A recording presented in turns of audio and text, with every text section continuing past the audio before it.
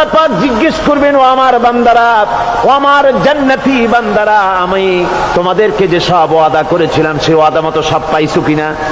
আমি ওয়াদা করেছিলাম আমার জন্য রাত জেগে যদি তাহাজ্জুদের নামাজ পড়ো, নামাজ রোজা হজ যাকাত যদি করো, আমার দিন কায়েমের জন্য যদি আন্দোলন করো, রক্ত যাও, আমার জন্য যদি কষ্ট করো, শহীদ হও, তাহলে আমি তোমাদেরকে জান্নাত দেব। যত ওয়াদা করছিলাম তা পেয়েছো কিনা? জান্নাতীরা বলবে ক্বালু নাআম, সব পেয়েছি, সব নেয়ামত পেয়েছি। আল্লাহ বলেন সব পাও নাই, ওয়ানাদাইনা মাজিদ, আমার কাছে আরো বেশি আছে, আমার কাছে আরো বেশি আছে, সব পাও নাই। জান্নাতীরা বসে থাকবেন, বুঝতে পারবেন না এত নিয়ামত পেয়েছি, আল্লাহর কাছে আরো আছে।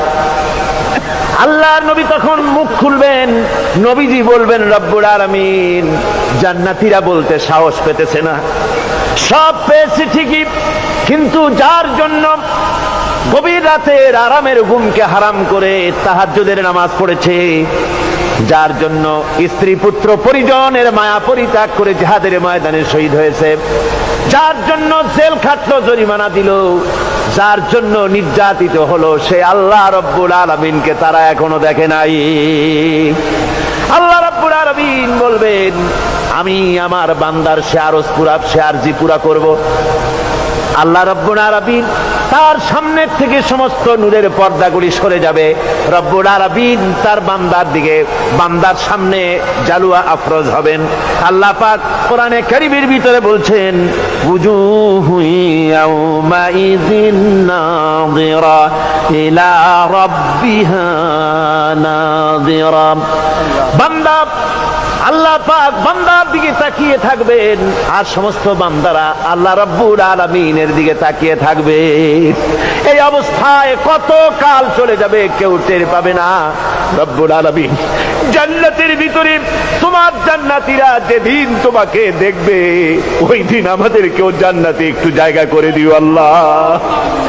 আমরা যেন ওই জান্নাতের ভেতরে বসার জায়গা যদি না পাই, আমরা গুনাহগার মানুষ, জান্নাতের কোন একটু জায়গায় ঠাই করে দিও যেন তোমারে দেখতে পাই।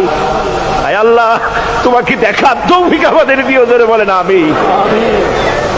হযরতে মাহবুবে রব্বানী কুতুবে সুবহানী শেখ মহিউদ্দিন আব্দুল কাদের জিলানী রাহমাতুল্লাহ আলাইহি, তিনি বলেছেন, মুনাজাত করতে গিয়ে আবেগে বলেছেন, রব্বুল আলামিন,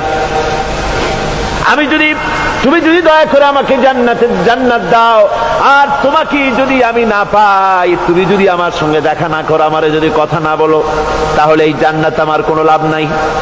আর আমাকে যদি জাহান্নাম দিয়ে দাও, আর মাঝে মধ্যে তুমি যদি জিজ্ঞাসা করো মহিউদ্দিন কেমন আছো, তাহলে এই জাহান্নাম আমার জন্য বেহেশত হয়ে যাবে। আয় আল্লাহ, আমি শুধু তোমারই চাই, শুধু তোমারে দেখতে চাই। আল্লাহ রাব্বুল আলামিনকে যেন আমরা দেখতে পারি, আল্লাহর সঙ্গে যেন দেখা করতে পারি।